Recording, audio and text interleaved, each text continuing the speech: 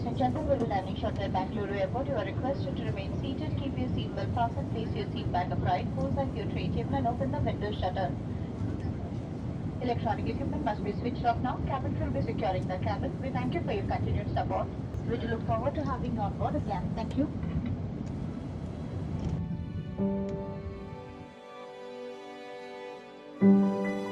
Entrepreneurship is more sexy now because people relate entrepreneurship with funding, with sexy looking offices and all. So there is a good side of it, that it has created a good image for all of us that we are entrepreneurs, which is not the case earlier. They walk into our office. We want to create something which fundamentally changes a few things in the world. Every day I hear of 3-4 new guys doing something different. I think today I am hoping like father-in-laws are slightly more कि ठीक है, it's a good thing ये भी startup करेगा. क्या पता सचिन बंसल बन जाए.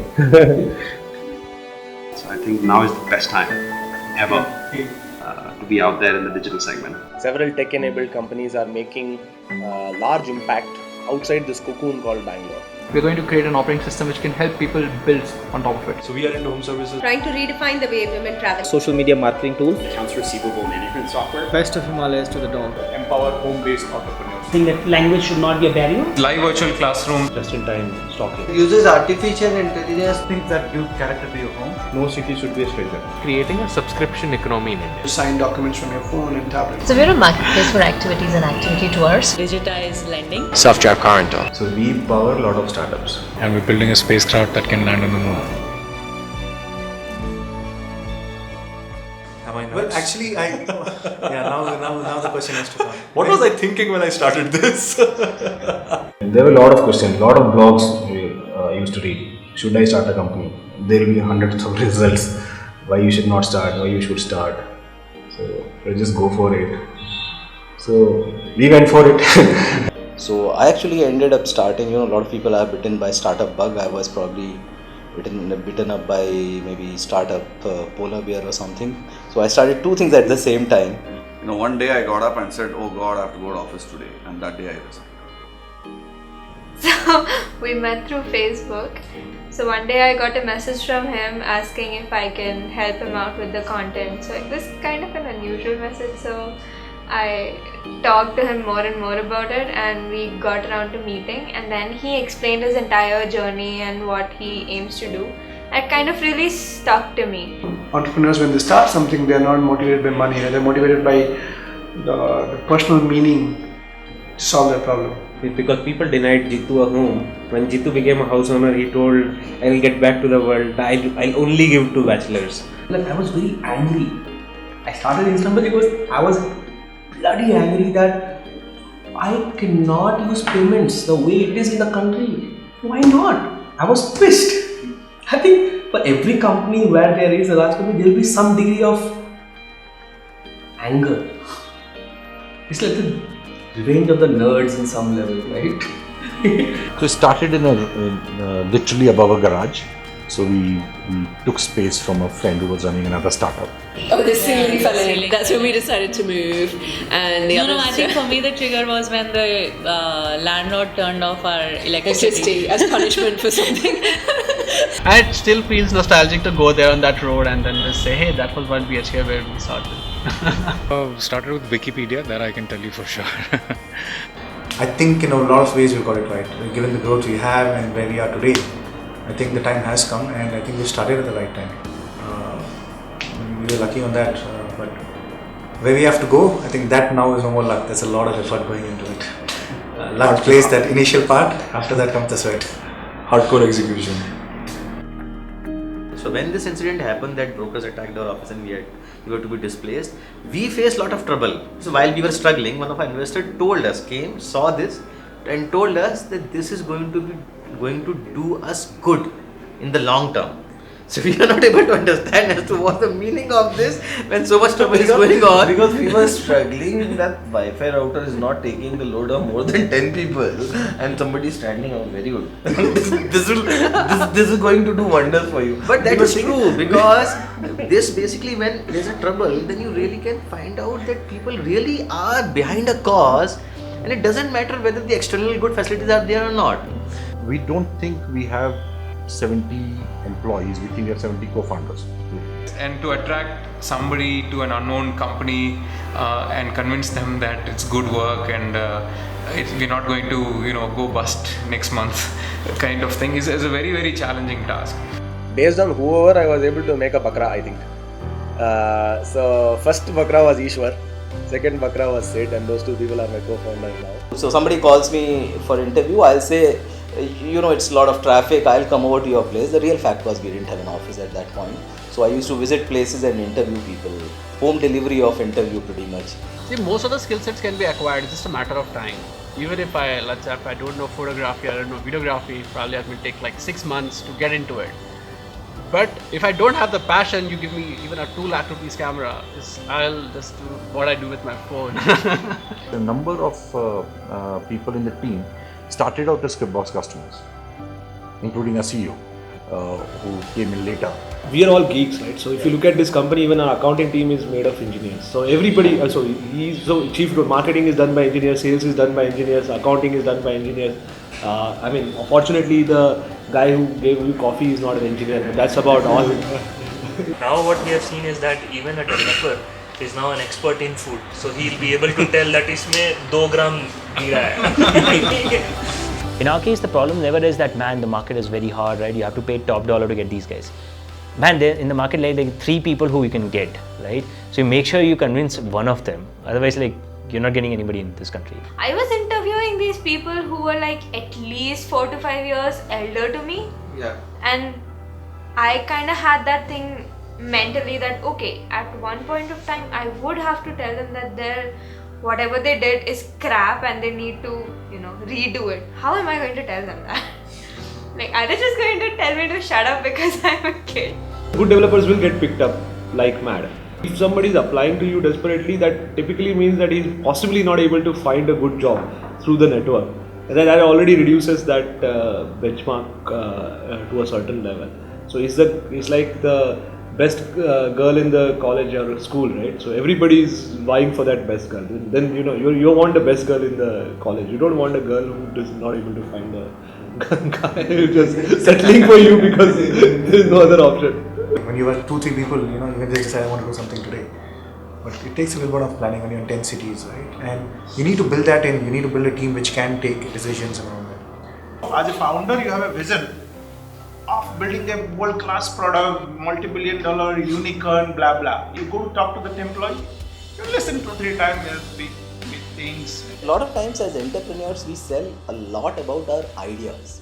Okay, but what I realized is more than idea, I have to sell myself. The guy on the other side is evaluating me. Am I the guy he wants to work with? We actually work 7 days. We work for 7 days. So there is no Monday. So we do a lot of drinking together. I think drinking bonds us. So as you start off, every other first thing that happens is very, very beautiful. The first customer that you get, the first appraise that you get, the first funding that you get, all those are very, very memorable. The first customer definitely is a milestone. We will never forget his name, as Lizzie mentioned. It will be embedded somewhere very soon. Tattoo, possibly. we're all going to name our first children after. We made it live on Just Eat with a pseudonym. We didn't launch it under the paid name. We used the pseudonym to launch the product. And we launched it, and the evening we are sitting in the kitchen waiting for orders to come, and suddenly an order came, and there's no one to deliver. So now what to do? Then Abhishek took the charge. He went to deliver the food, and first delivery he got the tip also for a nice delivery. We freaking didn't have a laptop to go to. We didn't have a Mac, So we go to Keshav. Hey Keshav, we are getting into iOS app development, but Mac nahi hai. So Keshav ka response aata hai, come home and take it. So we go over there. This is Thursday. So Thursday we go over there. We take his Mac. Friday Roshit takes up backup of all his data and everything. Saturday morning he shows up. Sunday night we've got a demo ready. On Monday night we've spoken to the client. We've got our first project. The single biggest thing that you will hear from customers is they'll all say it's not working, right? It's for you to decipher what it's not working means. Right? So we say the world needs this, and then we decide, and hence we should build this product. Unfortunately, product purchase decisions are not made at the level of the world needs this. It's made at the level of an individual, and the individual cares nada about the world. Consumers don't care whether you're funded, you're bootstrapped, all they want is quality service, good product. And that market, nobody can crack that market. You can't buy consumers with money. Temporarily, yes, but fundamentally, no. So a lot of times people come and ask that you have not raised funding. You have raised only a small round, so you are not doing well. But that isn't the case, right? So funding is never the benchmark for a success, which is very difficult for us to explain people. So we have stopped explaining that in any case. So we don't care what you think. So I come across a lot of entrepreneurs who want to do a startup because they think that money can be raised. Any startup has a catch-22. Where do you find the money to make the progress? Without the progress, how do you find the money? We have a catch-222, which is other than these two questions, we also asked, are you nuts? So that we were in talks with the top VC firms in India. We were very close to our term sheet. That is when the richest man in India called us and told us that come and visit us and you will not need to talk to anyone. I'm 24 and we were really overwhelmed. The way we were called to this restaurant at night where as soon as his car arrived, everyone was just thrown out of the restaurant. It was really dramatic. We are sitting next to him and he's saying, now you don't need anything. You just tell me how much money you need. One day we got a call and we were at JP Nagar. We had to go to JC Road. He said, Anand is in my office. He has 15 minutes if you want to come and pitch. Right. So it took us about almost 15 minutes to reach there, despite driving crazily.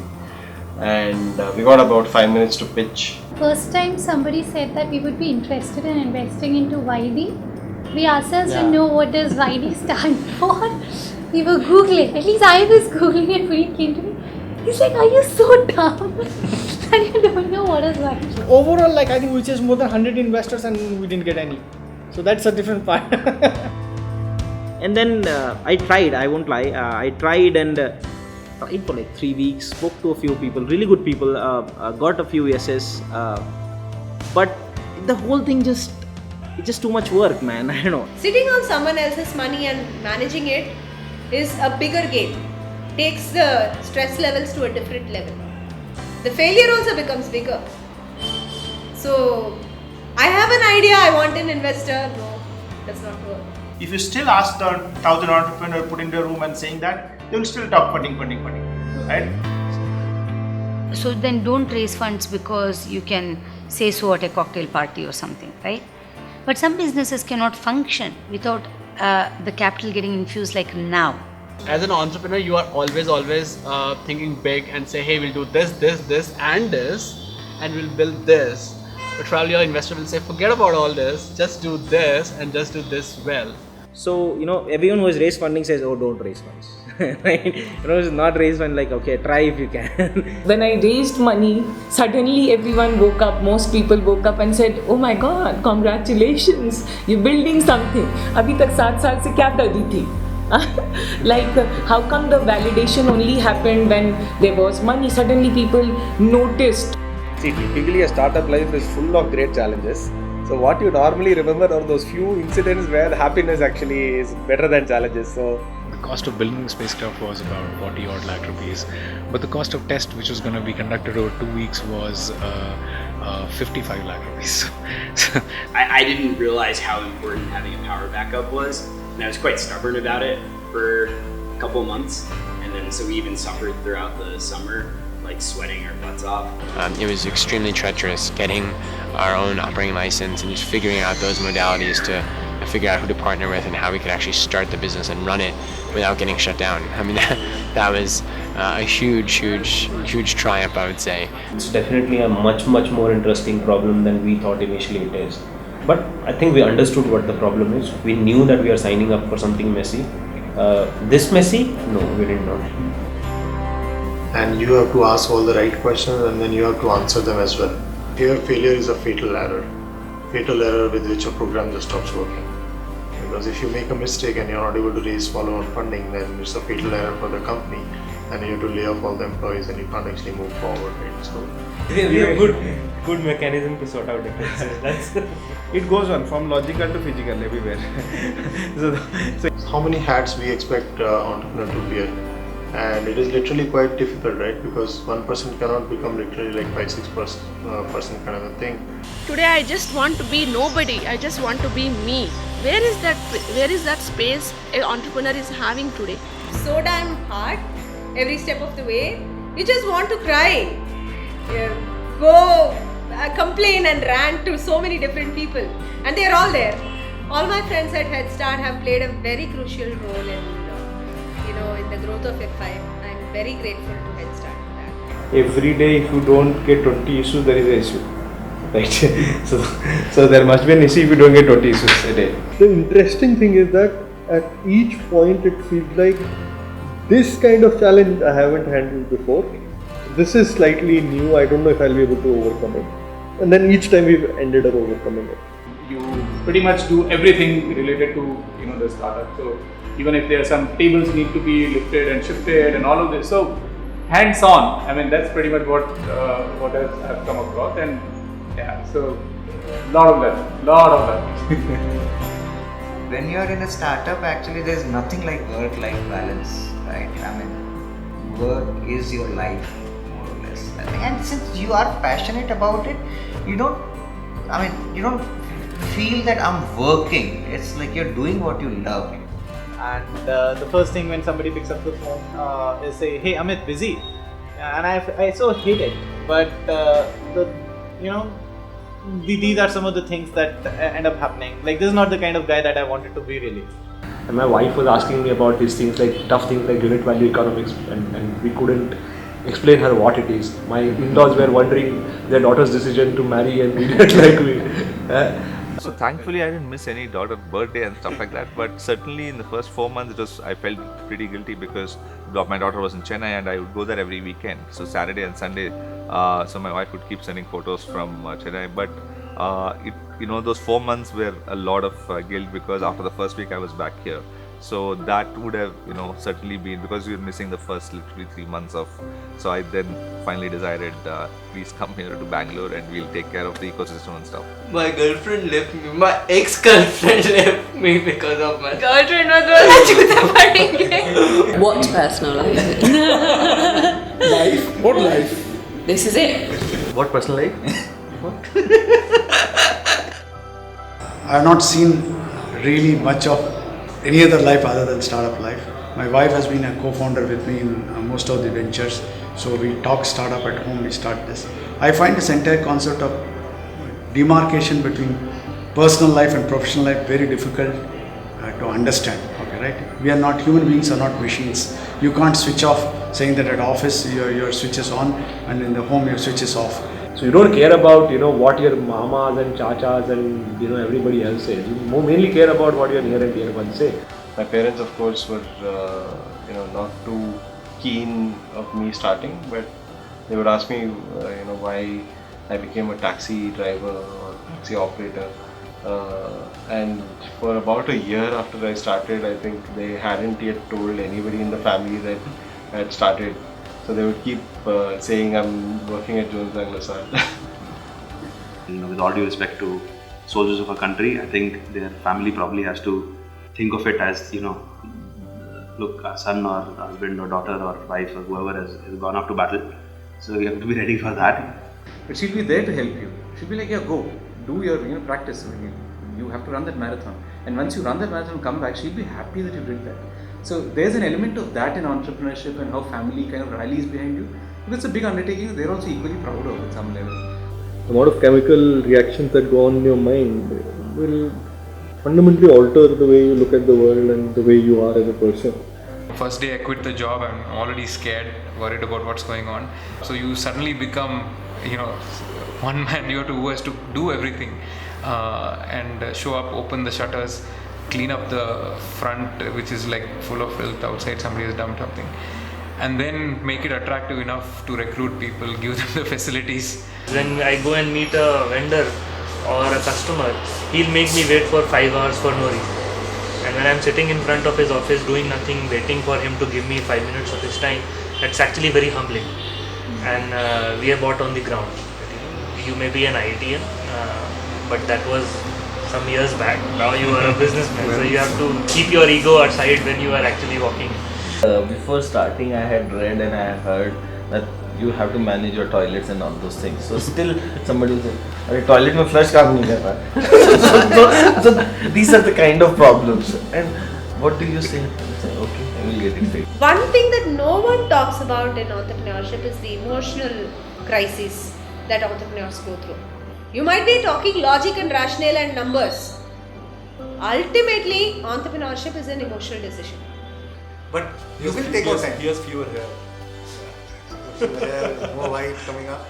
You can look at my hair, right? It's more grey. That's what my wife complains, right? You know. The constant rejection and failure really humbles you as an individual, and I think that definitely has happened with me. Has it been humiliating, lonely? Yes, yes, and yes. You certainly empathize with other entrepreneurs. Anytime I see an entrepreneur, I immediately, you feel like a kinship, like a brotherhood kind of thing, where it's like you know how hard it is and you know what he's been through. In the last 4 years, amount of learning that I've gone through, just professionally, personally, behaviorally, leadership-wise, that's all like, probably 15-20 years of experience elsewhere. So you just get into those things where your emotions are like this, and then your emotions are like pretty much like this. Okay. How do you keep a sane brain, because you're going to be making so many decisions all the time, it can become a bit fatigued. You see so much bad that you start thinking that nothing worse can happen. So it changes your perspective of life. For me, it's fun. It's fun. Like you get to live multiple lives in one life. Except my mother, I think the other thing that has influenced me as a person more is probably the company that I'm running right now. I think so many life lessons that I've learned. We need people who are willing to experiment. We need early adopters in large numbers. What better place than Bangalore in India? In Bangalore, the culture is, oh yeah, this new thing has come up, let me give it a shot. At least they'll give you a first chance. Technology here is crazy. Like tech savvy is all over. You would bump into 10 people while walking on a footpath and all would be tech savvies, and I wouldn't be surprised. There's a reason why it's known as the Silicon Valley of India. So you go to this coffee day and there'll be 3 startups discussing some startup ideas, and you can go and just announce loudly that I'm a VC, then all of them will come and pitch you. And I guess also the talent, right? There is just no place in the rest of the country where you can get tech talent, design talent as rapidly and the quality as well. I think is really high around here. And in general, the quality of talks, you go to any coffee shop, you do hear people talking about machine learning, right? People talking about AI, VR. So I think there's a lot of good stuff that happens in Bangalore. We got the traffic, so that's why we are missing it. So that's why Bangalore, one of the reasons. I like the heterogeneity in Bangalore a lot more. I get to meet a lot of different kind of people, and hopefully they'll all tell me a few things that I don't already know. I can imagine if you were in Bombay trying to build this same startup out but based out of Bombay, it would have been, I think at some point you would have had to make that decision to move to Bangalore to build something of any consequence. Here you also see a lot of your own friends working in different startups. We've got a lot of kind of queries from other friends, like if this is to be done, how we actually do it. So in that case, the conversation becomes very short. You spend less time taking bigger decisions. And there are other people also who just help you. They'll just not ask you. They'll not ask you for money or nothing. Maximum a beer or some 5 minutes of their sadness. That's it. But then they will actually tell you things which can actually make a lot of difference. I said, listen, there's this company and I need you to talk to them. He's like, okay, Sunday lunch. I'm very busy today. Sunday lunch. And Sunday lunch he turns up. He spends 3.5 hours with this company. It's Sunday. You're a busy person. I'm a busy person. I get one Sunday to just chill at home with my dog. But it's okay. Can we help in that Sunday? Can we take out 3 hours, help somebody who's trying to do something and do it better than we did it? Because they don't need to face the challenges we faced, we'll give it back. Won't happen in a Bombay. I'm sorry. That's a Bangalore ecosystem. If you look at the pace at which Bangalore is catching up, it's not going to take 50 years to catch up to Silicon Valley, right? It's going to take far, far less time. In the valley, every product which you see is not engineered. You won't feel that the product is made by an engineer. Here you have raw talent, which is superb, like in terms of ability to just learn and get things done. But there's a little bit of learning by doing also, right? Meaning you do and then you learn and then you realize, oh shit. That has to happen a little bit more. I think Valley is full of early adopters, unlike India. India lacks early adopters. We are, the moment we see something good, we try to bring it down.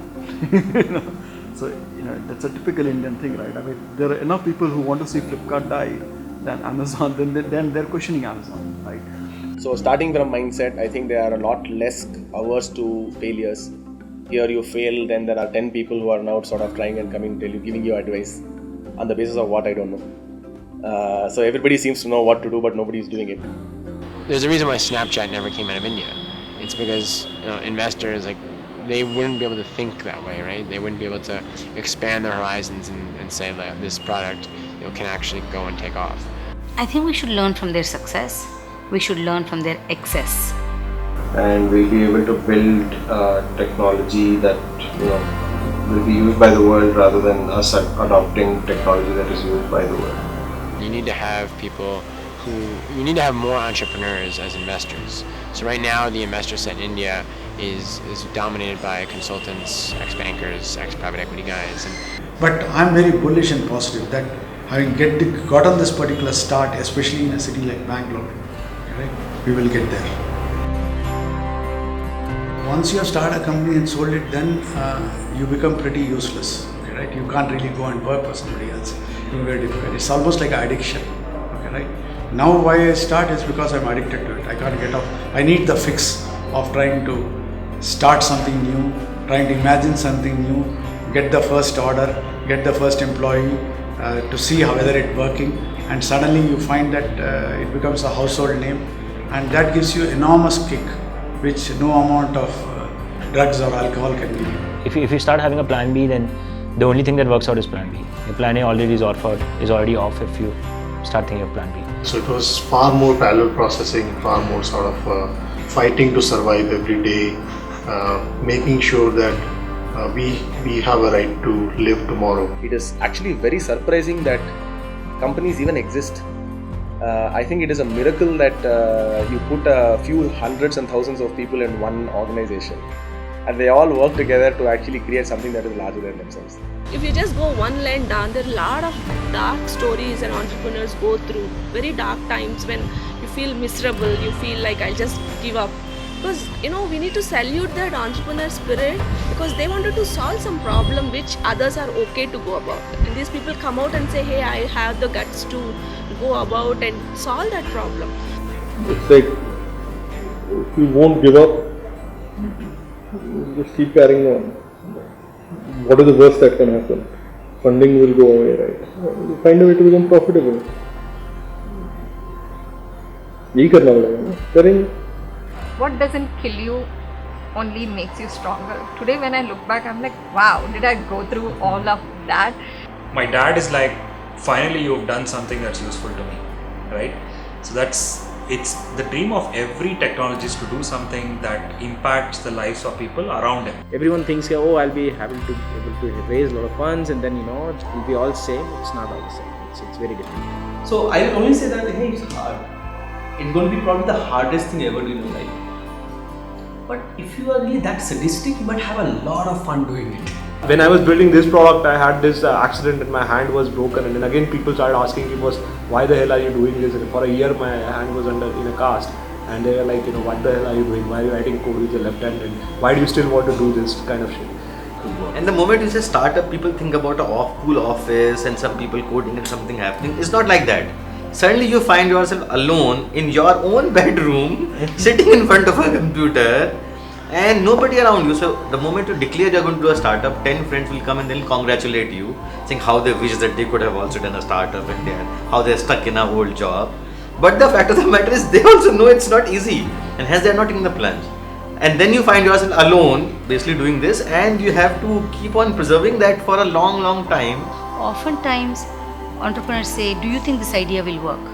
I don't know if this idea will work or not. I'm betting on you, right? So I think you need to work on ideas that you feel so passionate about that you're not influenced by believers and non-believers. It's that you've tried, you've experienced, and hopefully you've learned from that, which should make you better the next time around. Just do it. just do it. The only way to learn swimming is by being in the water. There's no point sitting and reading about it. I'll die tomorrow. I know I've tried something to change. I could not. Great. But I would not have died thinking, oh, I wish I had a tech co-founder. Don't give up. Just stay there for some while. Good will happen. Success and ये वो पता नहीं क्या है, कभी मिलेगा नहीं मिलेगा, बट हैप्पीनेस तो हमारे हाथ में है. If these bunch of people could start from nowhere and go all the way to the moon, there is no excuse for anybody else to say that they can't follow their dream, they can't take their own moonshots. I think a determined couple of two people trying to do something can perhaps achieve it. You fall, you will wallow in it, self-pity for 2 days, but get up and get going. There's only so much you can fall down, but rise. It's okay to fail, but even if you fail, you should fail spectacularly. Do something really large and then fail, rather than doing small and succeed. Can I do it? Is it worth trying? Hell yes.